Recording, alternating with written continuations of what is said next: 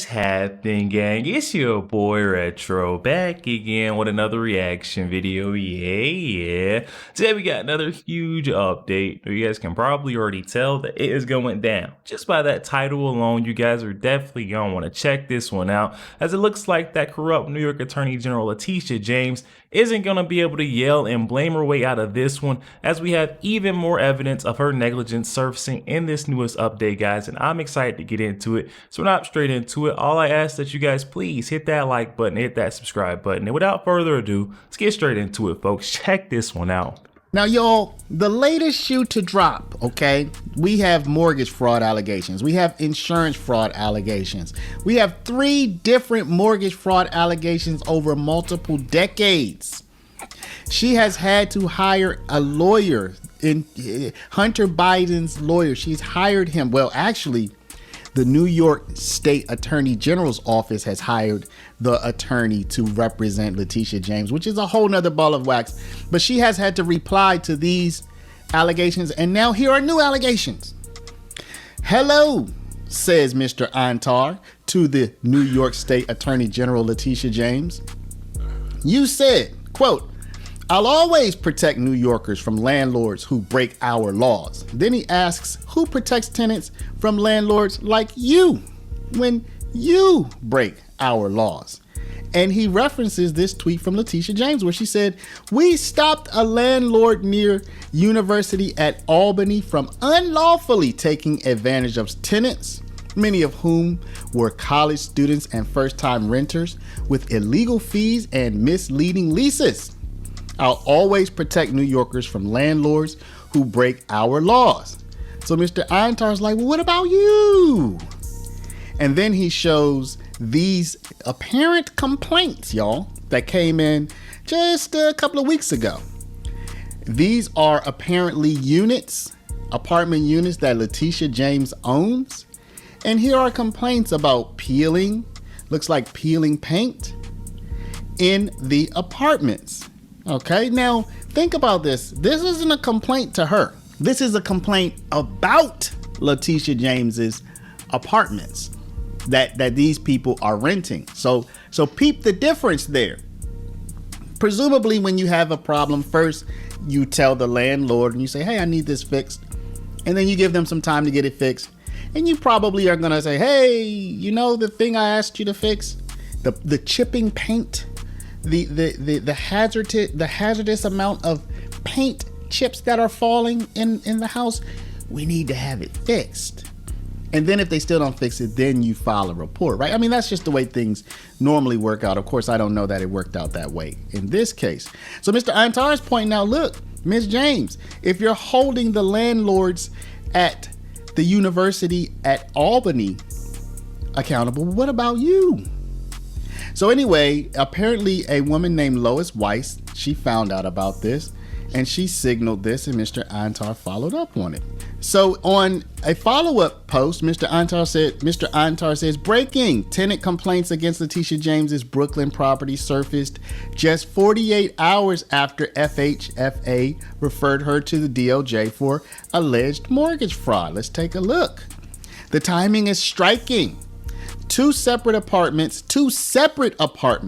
reported deteriorating paint conditions on April 16th, immediately following the April 14th FHFA criminal referral that cited Ms. James for falsifying bank documents and property records.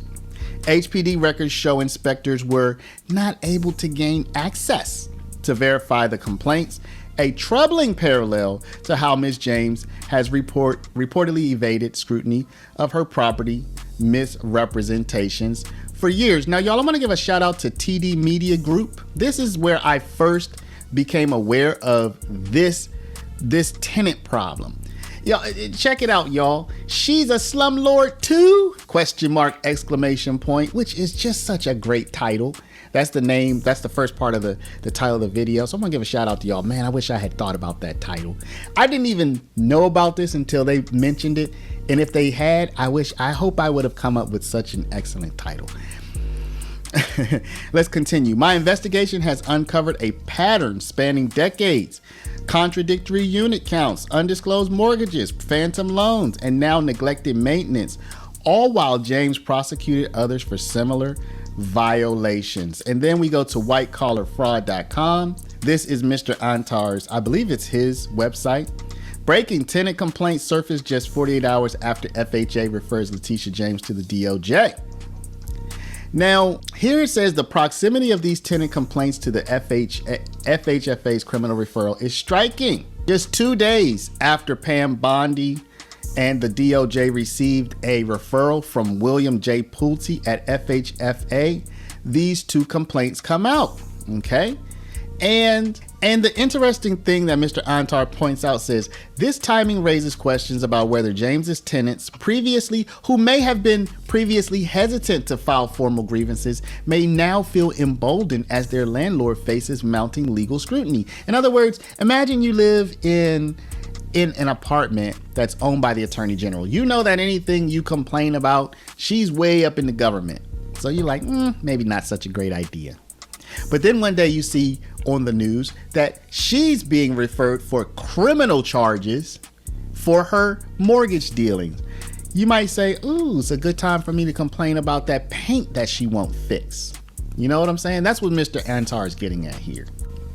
So y'all, I mean, let's just keep it real, y'all.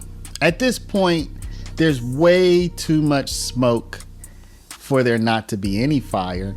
When this first started hitting X, y'all, I covered it. And I knew I was taking a bit of a risk, but one of the reasons I covered it is because everything had documentation. There was documentation for everything. It wasn't like just people spouting off these crazy conspiracies. No, everything that was posted with some documentation. I thought, okay, there might be something here.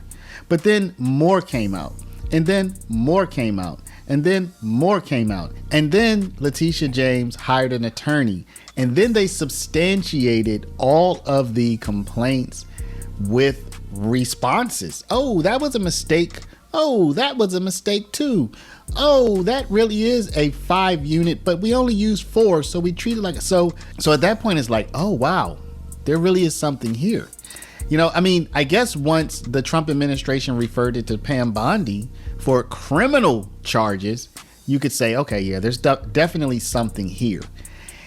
But it's still somehow surprising, y'all. Where we are, I'm still somehow shocked because all of this is public information, and it seems to me that while Letitia James was going after Trump with gusto, she would have been aware that she has these things out there. Yo, there we have it, guys. Oh my goodness, that string of negligence for that corrupt New York Attorney General Letitia James seems to never end. I mean, it's day after day. We keep getting update after update.